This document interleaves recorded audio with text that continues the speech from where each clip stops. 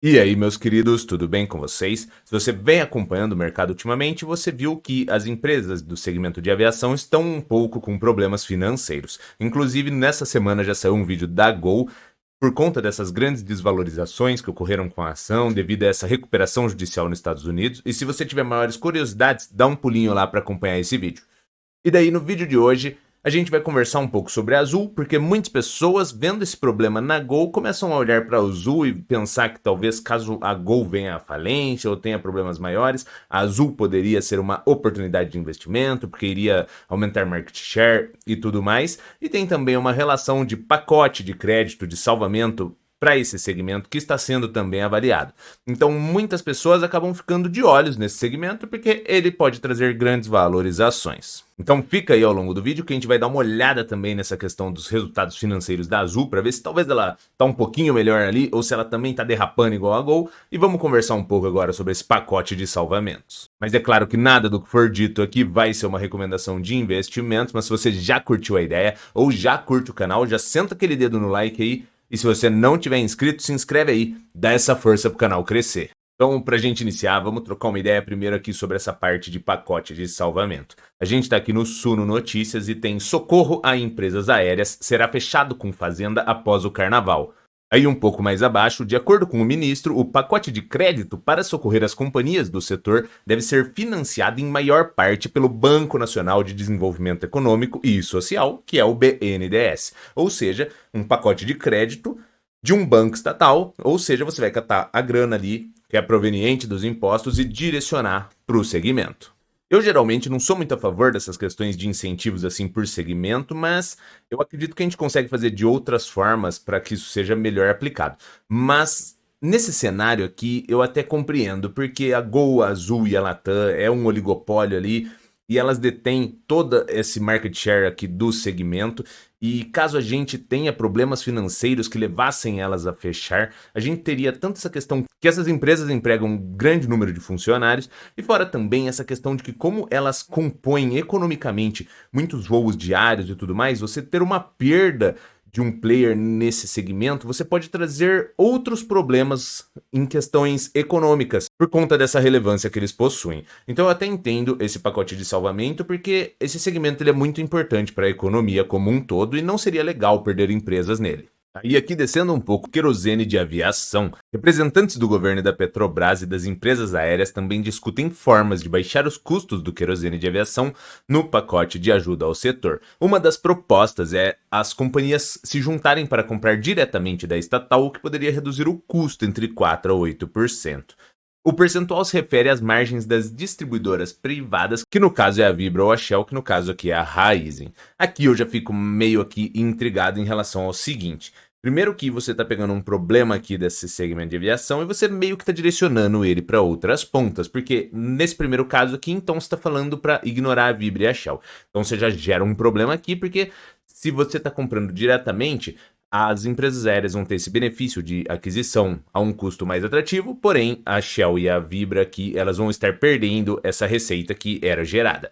Então esse aqui já é o primeiro ponto. E o segundo ponto é o seguinte: será que a Petrobras ela vai realmente vender ao preço que ela venderia para essas distribuidoras? Ou será que ela vai absorver um pouco disso ainda para favorecer ao segmento? Então aqui é um ponto também de atenção, porque no caso aqui o segmento de aviação vai ter esse benefício de uma aquisição a um custo mais inferior. Porém, se a Petrobras, por ser uma estatal, for utilizada para fomentar também esse segmento e acabar absorvendo parte desse custo, isso também poderia gerar um problema, porque não é porque ela é estatal que ela precisa ser utilizada de uma forma social. Porque se ela traz lucratividades, é interessante para o governo, que é o principal acionista e vai ser o principal recebedor de dividendos. Se ela começa a trazer resultados piores ou até mesmo de prejuízo, quem é responsável por socorrer também acaba sendo o governo. E vocês sabem que o governo ele não é gerador de receita, ele tributa a receita gerada pelos empreendedores. Então assim, tanto ali no caso do BNDES, quanto aqui no caso da Petrobras, que seria uma estatal, caso ocorressem problemas, vocês sabem que o governo teria de socorrer, e como o governo não é gerador de receita, e sim tributador de receita, vocês sabem muito bem aonde que acabaria entrando isso daí, que seria tanto no bolso de consumidores ou de empresas com novas tributações ou aumentos de alíquotas.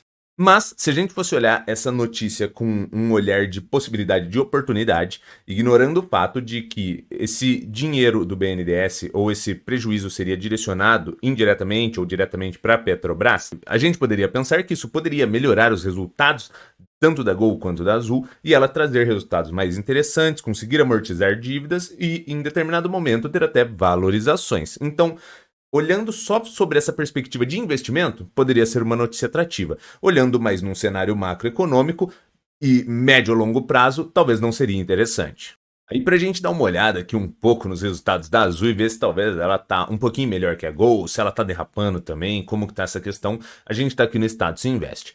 Então aqui já é legal a gente iniciar igual no vídeo lá da Gol. Se você é um investidor que busca dividendos, muito provavelmente você não deveria olhar para esse tipo de segmento. Porque, como a gente vê aqui, o dividendo é inexistente e quando a gente olha no fluxo no tempo, a gente vê que ele nunca existiu.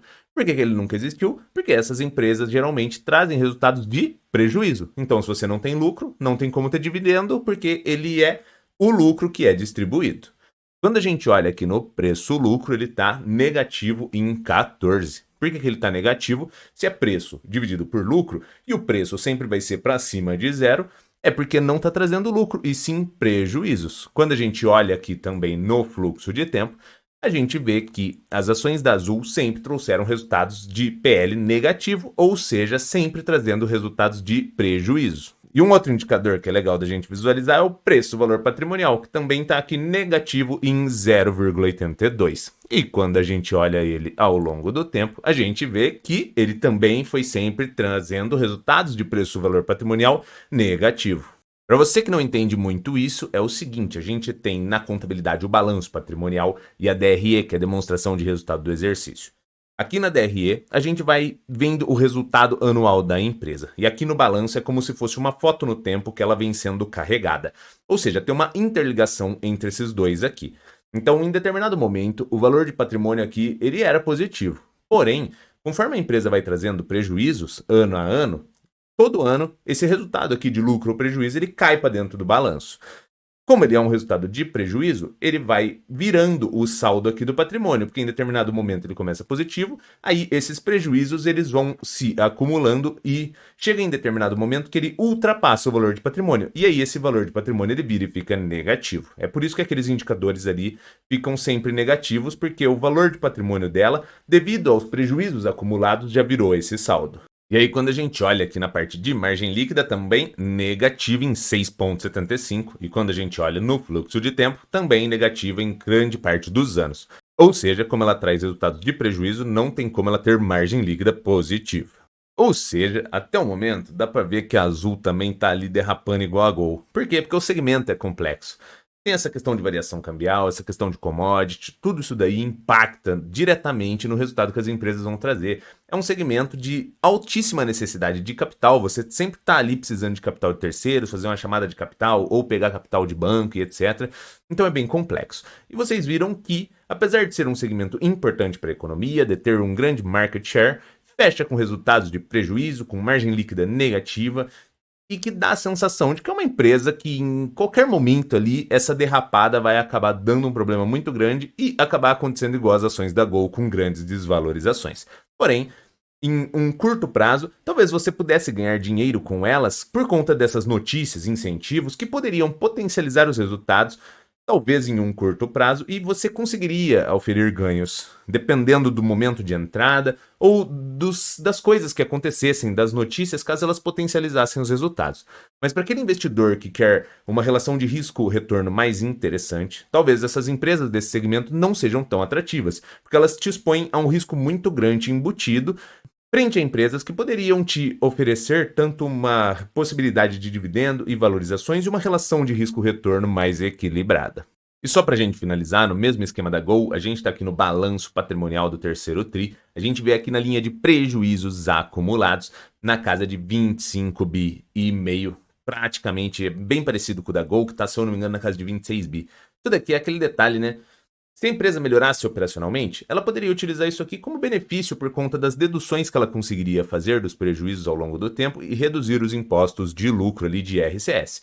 Porém, para você que pensa em dividendos, é por conta desse detalhe que eu comentei. A empresa teria que ter uma melhoria operacional muito boa, trazer resultados recorrentes de lucratividade, para daí sim ir amortizando esses prejuízos e em algum momento conseguir pagar dividendos. E se talvez você achar que faz sentido se expor a esse tipo de ação, você poderia controlar o seu risco com a exposição.